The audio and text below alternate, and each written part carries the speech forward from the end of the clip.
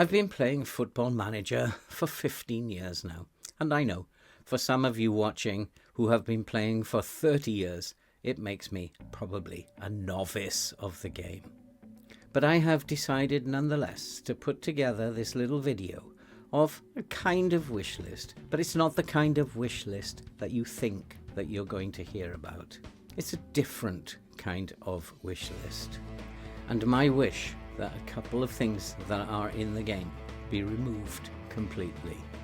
And I'm also going to talk about the future of the game and my concerns about where this game might be going and how that might affect people who play the game just like me.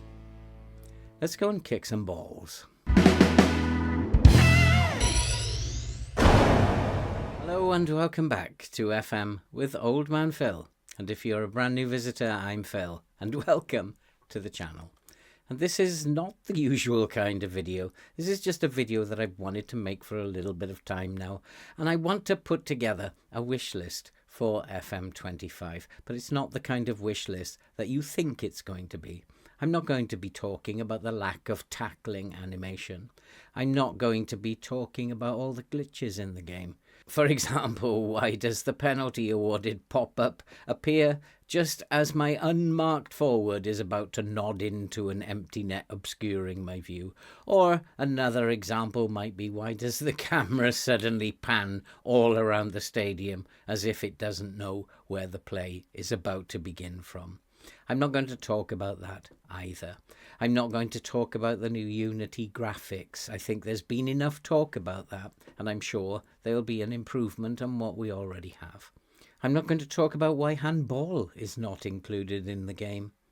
And I'm not going to talk about any of the other things that people might have on their wish list. But I am going to consider two things that I need to be removed from the game, not added to the game. And then at the end of the video, I'm simply going to quickly look at what the future of the game might look for people who play the game like me. It may not be a bright future for people who are perhaps more students of the game, but we will come to that later. But first, let's start with the two things that I would like to have removed from the game. Now, from here on in, there's going to be a number of people who agree with me, and there's going to be a number of people who disagree with me, and some who think it's just the ramblings of a senile old man. But whichever way you lean, it would be nice to hear your point of view. I don't always get things right, and I'm willing to be challenged. And I would love to hear your point of view in the comments below. But let's keep it civil. Now, let's start with what is a computer game. And I've been playing computer games since 1978. Yes, that's right, 1978. Even before people had computers in their homes, before laptops were invented, or mobile phones, or iPads, or whatever other gadgets that you play FM25 on today, I was playing computer games even before them. And we were playing on great big machines stuck in the corner of the pub. And I used to put my 20p in and off you would go. And my favourite game of that time was Space Invaders. And Space Invaders was a game that was built on levels. The first few levels of that particular game were very easy. 1, 2, 3, 4, 5 were quite simple. And you buzzed through those levels without any problems at all. Very quickly learning how to do it. But then along came, I think it was level 7.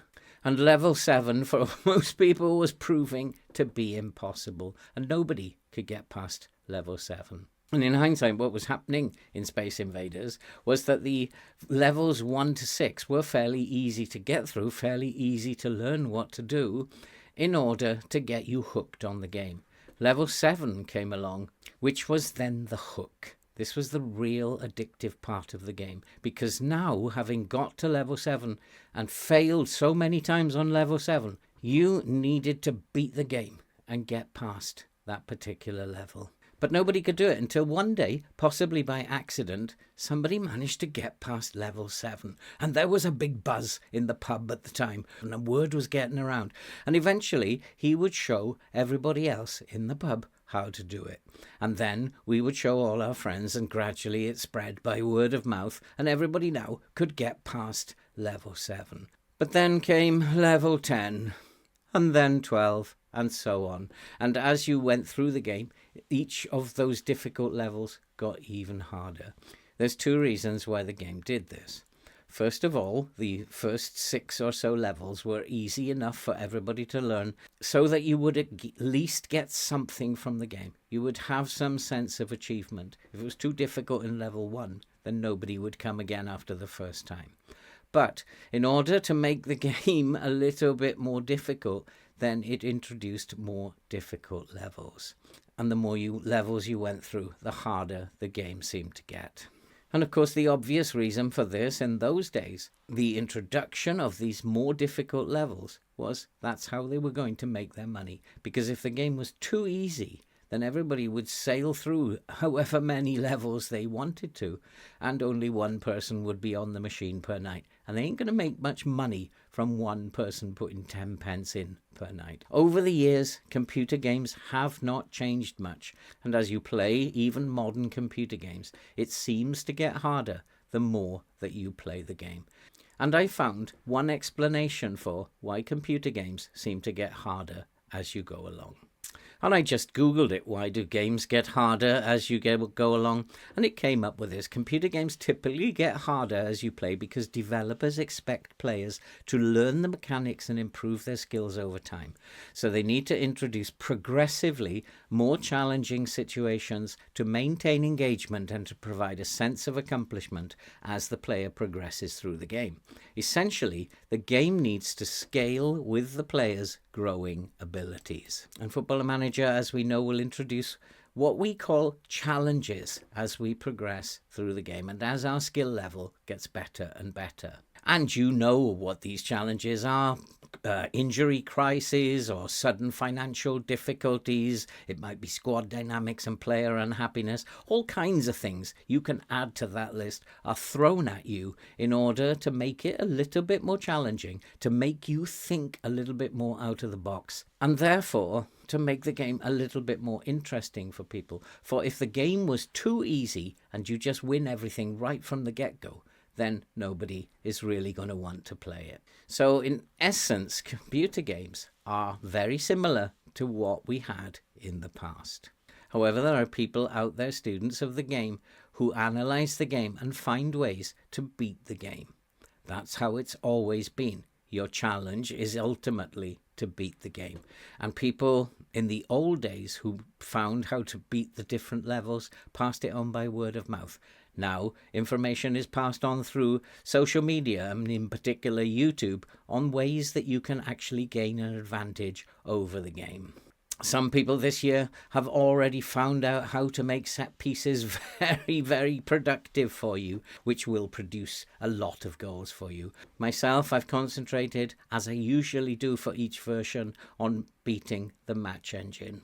And this year I found that you can win pretty much everything if you just learn how to defend spaces. I'll leave links to those videos in the description below if you feel you'd like to take a look. And so even that aspect of computer games is no different to how people approached computer games way back in 1978. But there are some things which I feel are predetermined, some things which are totally beyond your control. And I can give you an example of that. If you are a brand new team promoted to the Premier League and in your second season in the Premier League you get into the Europa League or other European competition, you will always qualify from the group.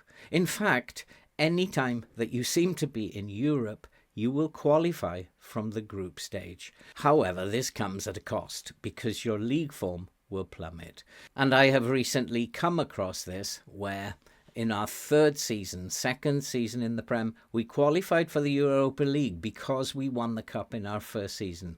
And now, unfortunately, while we are absolutely spanking everyone in the Europa League, our league form is dreadful and we're not even matching what we did in the previous season. Nothing wrong with that, I hear you say, because, of course, haven't you heard of European hangover? Well, this shouldn't be the case, because what I did as an experiment was I knew I wasn't going to win the Europa League, but I did want to maintain the Premier League form. So I played my reserve team and a couple of youth players in the Europa League, thinking that we would not qualify, which probably would be a good thing, and I saved my first team always for the Premier League games. However, my reserve team and those youth players are absolutely spanking everyone in the Europa League and are currently top sailing away with it. And my first team, who've been rested from Europe, cannot seem to buy a point at the moment. That is not about the European hangover. That doesn't make sense. That seems to me to be predetermined. That you will always qualify from your group and qualify quite well, and that your league form will be awful, no matter how you approach the European competition. My reserve team should not be beating Beşiktaş 6-1, and my first team, who are rested from Europe, should be doing a lot better in the Premier League. This is just one example of things that may well be predetermined in the game, and I'd like those things that are predetermined to be removed from the game. If you are playing FM with two teams, one for Europe and one for the Premier League, and both of those are good teams, then of course you're going to have a chance in Europe, but your first team is still going to do a lot better in the Premier League than if you are new to European competition. It's just one example of things that are predetermined, and I think it's time to take those out. For my second point, I have to say, I think FM is a marvel of science. I really do. Because if you think about it, the game is made up of hundreds of thousands of animations. And when you click play and you start that game, what happens is the game plays out some of those animations and strings them all together to make up what you see on the screen as a complete match. That might be just key highlights, or it might be the complete game. What that is a huge number of individual animations, all very skillfully knitted together to look like it's a representation of a football match. It's a marvel of science how it does it.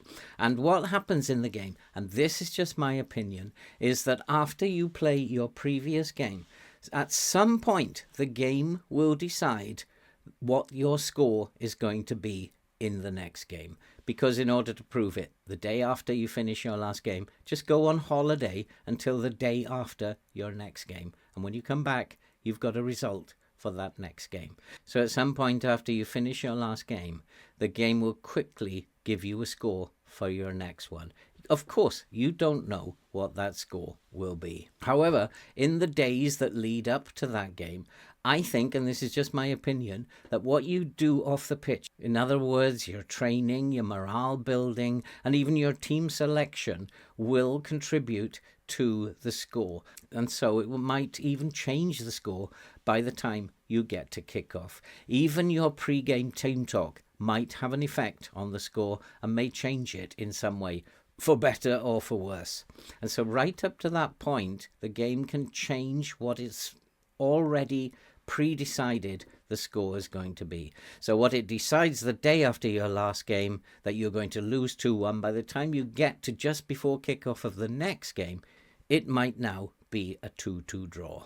And then, of course, once the game starts, I believe that you have the ability to change the score in-game. And if things are not going so well, you can alter the score. You can come back if you are 2-0 down. And we think we know how to do that now, and all you have to do is manipulate the lines so that you deny the opposition space in order to create scoring opportunities. And so in game, you can even alter the course of the game. You can even change the result by making adjustments in game. And that's how the game should be. It should be you are pitting yourself against the AI. You are, in essence, trying to beat the game, to beat the match engine. And then if you know how to beat the match engine, the game should be reliant on you making mistakes. And I do make mistakes, even though I think I know how to manipulate the game and I get great results from doing this.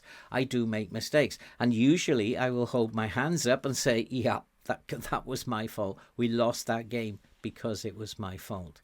But there are times when I won't do that. There are times where the game takes over. And when the game takes over, and I call this the switch, when it turns the switch on, basically what happens is that it takes away any control that you have over the game. And this lack of control can last from maybe 2 games if you are a very good team, or maybe 5 or 6 games if you're not so good. Whatever you do does not seem to make any difference. A team that you have been winning games with by making good in-game decisions, suddenly any adjustments that you make do not seem to have any effect whatsoever.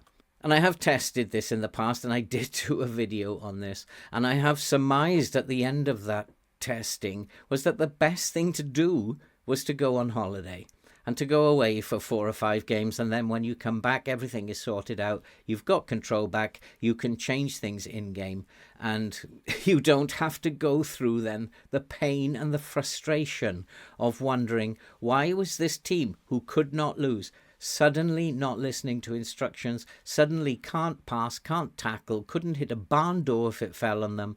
It just seems like they can't play football anymore. And this is what I call the switch, where anything that you try to do to influence proceedings on the field does not have any effect at all. And it lasts for a certain length of time.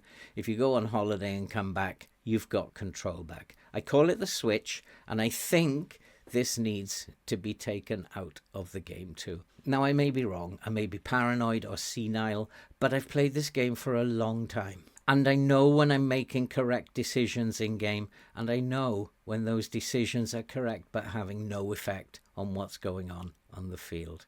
I believe there is a switch in the game. I believe what the switch does is take control away from you. Kind of what computer games used to do in the past, in that it can't be too easy. The game throws all kinds of challenges at you. I know, I accept challenges. I like challenges. And in my recent live streams, I've been getting some very difficult challenges. I enjoy those. Sometimes I get frustrated and want to throw the computer out of the window. But in general, I like a challenge. What I don't like is having control taken away from me. If there is anyone from SI Games out there, please tell me that I'm wrong and that I'm paranoid and it doesn't exist. But I will always believe it exists. And so that is point number 2. Those are the 2 things that I want to take out of the game. The things that are predetermined and the switch. The only value that the switch has is to take control away from you. And I don't think that's fair. And finally, I just want to talk a little bit, very briefly, about the future of the game. Because I am a believer that you can influence the game both pre-game and during the game. And I just wonder, is your ability to do that going to be diminished over the years to come? Certainly we know they are taking certain things out of the game, like the chalkboard. That's never going to come back. I was one of those, what they say, less than 1% that used the chalkboard. I found it very useful in terms of preparation for a game. And I also wonder how much data they are going to remove from what was a game based on data. It was known as the spreadsheet game, and that data was so important to people who were students of the game. I also worry because I've seen the original screenshots of the in-game screen, the in-game iPad, and it didn't look very detailed. And when we see examples of the iPad I use, there's a ton of information that I can use in-game in order to make fine adjustments to the tactic that I'm using or the way that we are playing on that particular day. I use the information on the iPad in order to make those decisions. Looking at the screenshots that we've been given, the early screenshots, which of course were a work in progress and they may look completely different when the game comes out, but it does worry me that the information on the iPad is of very little value in terms of making decisions to change the way the game is going. And so if they are going to take data out of the game over the coming years, if there is going to be only a limited amount of information that you have during the game to change the way the game is going, then basically it does look to me like it might be becoming a little bit of a toy. Just something that you set up a tactic, buy the best players, and then see what happens. It doesn't have that in-game management experience, which I've come to love over the years. And that may tailor in with the new audience that they might be targeting. The 10 to 14-year-olds, shall we say, who play the game on the consoles. And in order to satisfy that brand new audience, then it's going to need to move into a much different game. A game with brighter colours, bigger graphics, more noise and excitement. Back to the old days of the pub when these games were just so noisy and brightly coloured. And those things were there simply to attract people to the game. I also think that they cannot make this game too difficult. If that is the audience that they are going to look for over the coming 5 to 10 years, then they cannot make this game too difficult. They cannot make this game too concentration intensive. For the younger game players are not going to have the concentration ability to sit through and filter through layers of data one after another. It's going to become, I think, a quicker, prettier, faster game designed for an audience which is much younger than myself. I think the halcyon days of Football Manager that I've enjoyed so much are probably behind us. In order to fit it onto a console, they're going to have to dumb it down in some ways anyway. And I think it will be a shame.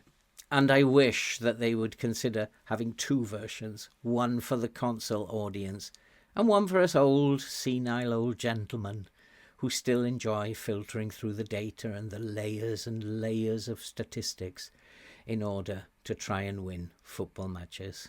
And that's it for these ramblings of this senile old gentleman. If you are brand new to the channel and you've got this far, why not hit that subscribe button so that you'll be updated when we upload future videos. And while you're there clicking around, give us a like, because it's likes and comments that help drive the algorithm to push the video out to people who've not yet seen the channel. I would value your opinions on what I've said in the comments, but please keep it civil. Remember, I'm just an old man. And all that remains to be said now. Stay safe, take care, and hopefully I'll see you soon.